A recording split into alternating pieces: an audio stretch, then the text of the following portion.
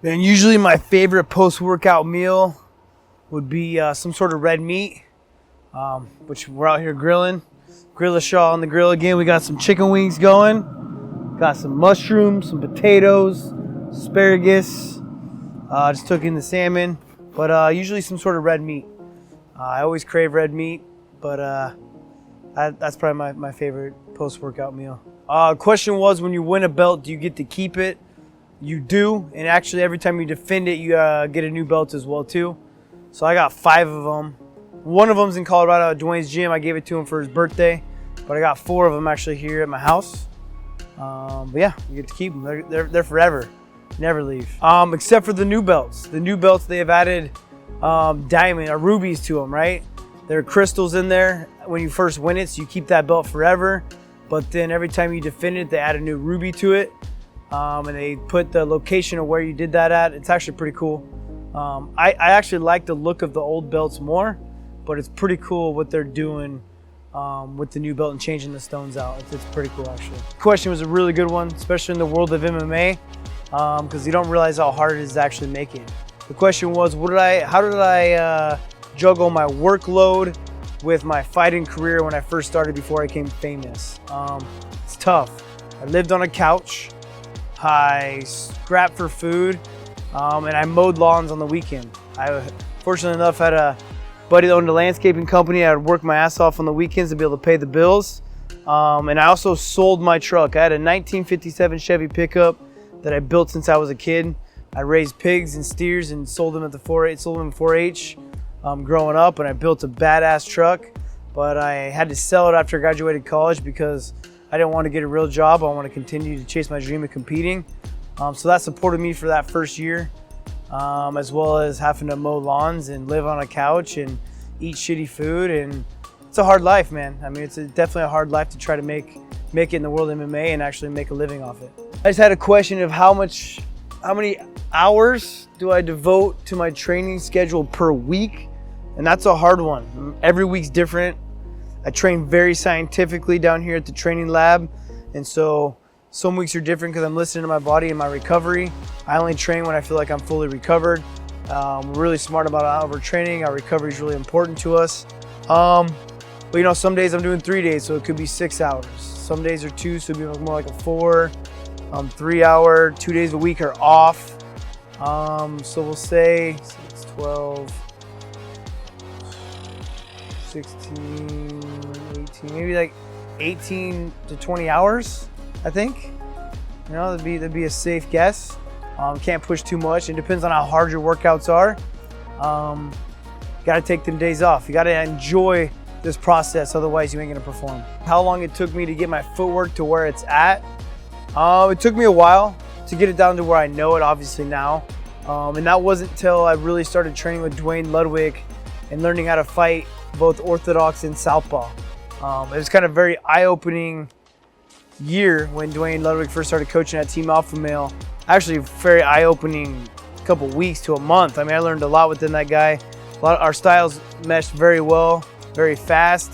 He taught me to be very athletic in my southpaw stance. And once he did that, I figured out new angles, new ways to get on someone faster from an angle, and that changed my game completely. So I think I trained 6 years before I met Dwayne. No, actually I only trained 3 years before I met Dwayne. So it took me about 3 years to start really understanding, and then that time with Dwayne. So we'll say 3-4 years till I started figuring out the footwork that I know now, but it's always evolving. You always got to change. So I'm still learning. I'm still a student of the game. My footwork will always be growing. What's my go-to combo? I wouldn't say that I have an exact combo because shit changes in a fight. You can never have an exact combo. But my right hand, my left kick, those are my money makers. They put your lights out. So that's what I'm looking to land, put them right on your jaw. Is it worth having rotator cuff surgery? If I wasn't a professional athlete, I would say hell no. It's definitely not worth it. You're in a sling for 6 to 8 weeks. The recovery is like 10 months. But I had to do it. Once I got suspended, I knew that was the time for me to put that year into recovering my shoulders, you know, and now I'm 8 and 10 months out from, I had double, so I'm 8 on this one, 10 out on this one, and I'm feeling great, feeling strong. starting my strength conditioning program that actually I'm going to come out with on an app. I'm very excited to release that. It's a one-of-a-kind workout, and never does the week ever repeat itself. I actually don't think there's a workout regimen like it, so I'm excited to release that. But that's what's got my shoulders to where they're at, and I'm excited to grow with everyone, right? So no, do not get rotator cuff surgery unless you absolutely have to. I had a question on where I got my tattoos from Bang Bang out in New York, but I got them from Oscar Akirmo. He works at Bang Bang Tattoo Shop. He is a G. He's by far the best. I've been following him on Instagram for a long time before I even started working with him, and I was even more surprised with how good he was.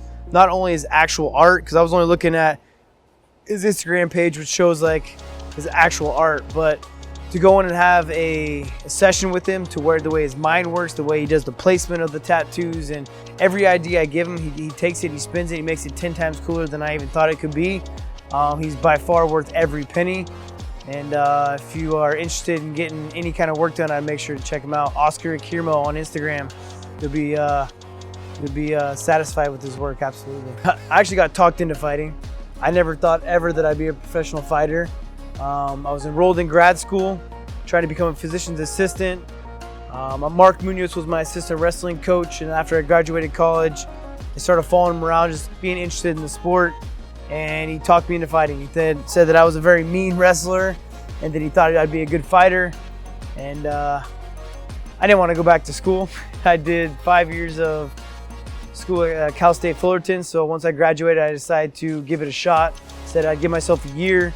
If I was any good at the sport, I'd stick with it. If not, I can always go back to school. I'm glad I did it, because then within 3 months, I took my first fight and loved it. But becoming relaxed was something I had to learn, right? Even throughout my whole competition career in college and high school and everything through wrestling, I was a nervous wreck. Nervous about competing, nervous about making sure I was at my best self and not losing. And that obviously became even greater when I first started fighting, because I was like, what the hell am I doing? I'm locking myself in a cage with another grown man, and what the hell have I got myself into? But I'd say halfway through my career, not even halfway, sooner than that, I finally learned to have fun with it, because I just realized how good I was at it. And I had a cornerman, Justin Buckles, that kind of made everything hit home. I came off a split decision loss against Rafael Assunção down in Brazil. I was going into my next fight against Mike Easton. And before he walked out, he's like, dude, enjoy this shit. Enjoy the walkout, enjoy everything you're doing right now, because people would pay so much money to be in your situation. You get to go out and fight in front of millions of people. And as soon as he said that, it just kind of resonated with me, like, I walked out, I enjoyed the walkout, I slapped hands with everyone, I saw where my family was sitting. Shaquille O'Neal was front row, telling me to throw elbows, and I lifted the guy up and slammed him right in front of him, told him it was for him. It was the first time I really relaxed, and I really was able to remember the fight. And once I did that, I just knew that that's how I was gonna be able to perform my best. So learning to have fun with the nerves. Everyone gets nervous. I still get nervous today, but just learning how to perform while being nervous, learning to have fun with those nerves. Like, adrenaline junkies would pay so much money to have the adrenaline that I have going on in my body before I fight. And I've just become an adrenaline junkie. I learned to love it. You learn to, it makes you a human being. Being nervous, being scared makes you feel real, makes you feel alive. So learn to enjoy it, because that shit ain't gonna last forever. I'm not gonna be able to fight forever. I wanna be able to look back and remember that shit. And it was a good time. My question is, Muay Thai the best striking for MMA? And I would say no. I mean, it's good, but there's not much footwork within Muay Thai, traditional Muay Thai. Bang Muay Thai is a whole nother system, right? It's more of a Dutch style kickboxing is what I think, but and even still then, I mean, the distance is different, the motion is different. MMA striking is its own whole sport. It's taken a while to understand that for everyone, I feel like, but you can start with Muay Thai, but I do think it's a little too stationary. It's like stand in front of each other, kick each other, block and kick. I don't think it's as effective for MMA. I think the distance you have to gain and the footwork you want to use and the angles you want, as well as the takedowns. More of a kickboxing base, but even still, MMA's got its own striking system. I'd find a fighter that has been there, done that, like Dwayne Ludwig, like I did. Dwayne fought in the UFC, started off as a kickboxer, but me and him have created a system that is unbeatable. The BMT system is one of its own, man. I mean, yeah, find a coach that understands the game of MMA. What haven't I done that I still want to do within my life? It's a tough one. Definitely skydiving will be one of those. I haven't skydived yet, and I've always wanted to do that. I mean, I'd love to do some sort of race car driving. I mean, anything that gets my blood pumping. I mean, even when I go on vacation, I got to find some sort of adrenaline to know that I'm having a good time. I don't know why. It's just that's what I enjoy to do. I don't care if it's taking side by side out and jumping the dunes, kiteboarding, which I just learned to do in the Virgin Islands, which was awesome, but also deathly frightening because I'm so scared of sharks. That's pretty much one of my only fears in life is sharks, and I don't know why. I don't know where it came from. Ever since a kid, even being in the lake, I don't like seeing the bottom of the lake, so I for sure don't want to go scuba diving. But I would love to go skydiving. I mean, there's a lot. I mean, so much I'd like to do. But I'd say we're gonna say skydiving. 3 major tips while fighting a taller fighter. For one, most importantly, don't be within his power range, right? His power range is at the end of his hooks or straight level, his hands. I just taught this in my seminar.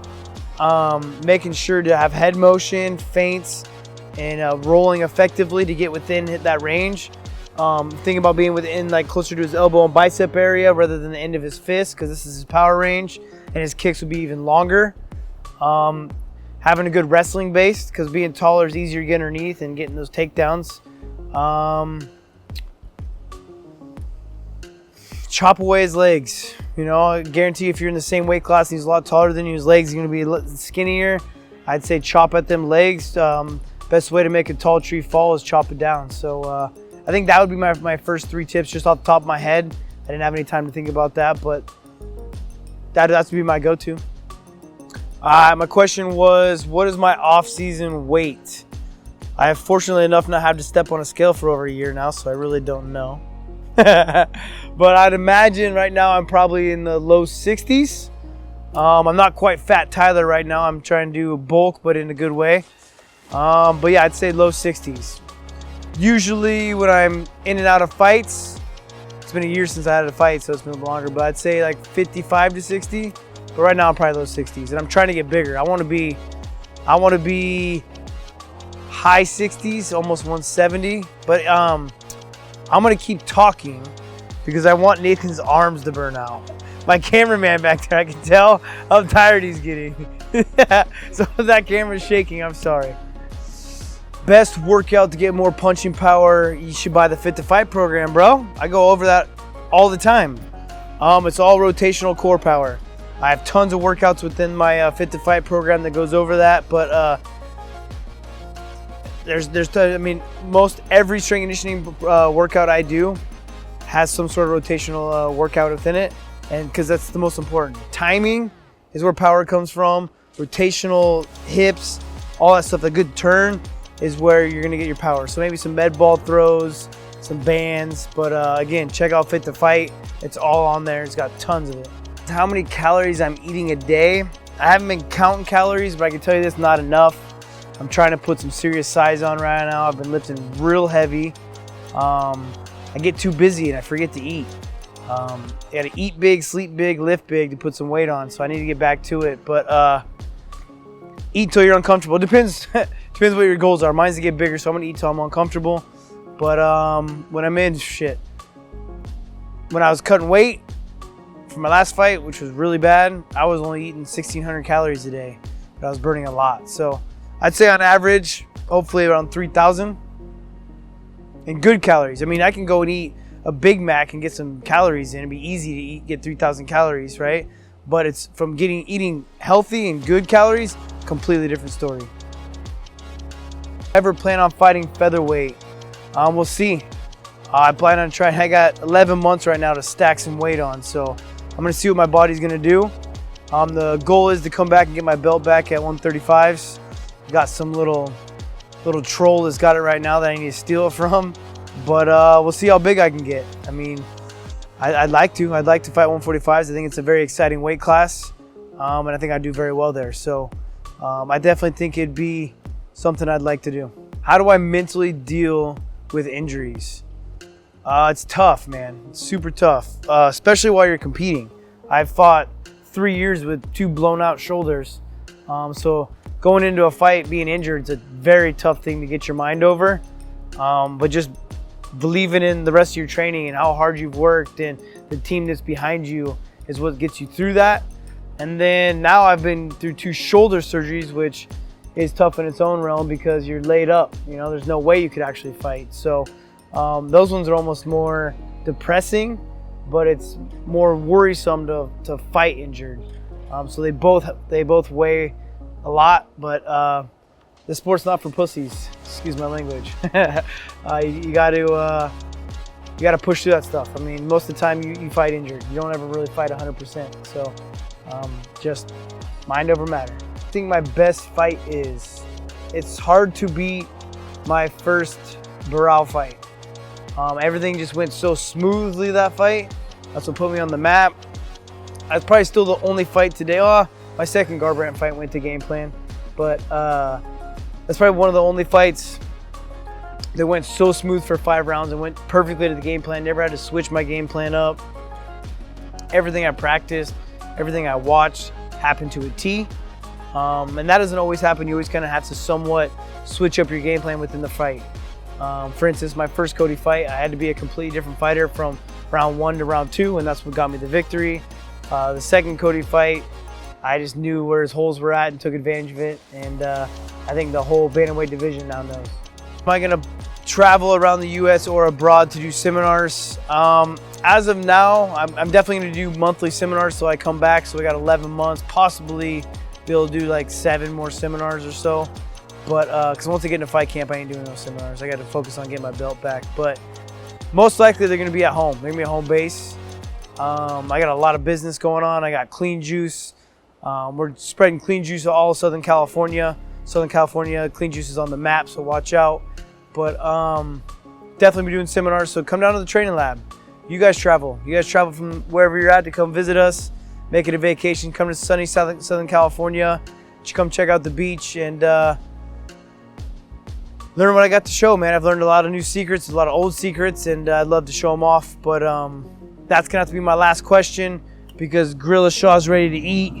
We got some chicken wings that look almost overdone since I've been talking to you guys. Some asparagus, some mushrooms, some potatoes. Ready to eat.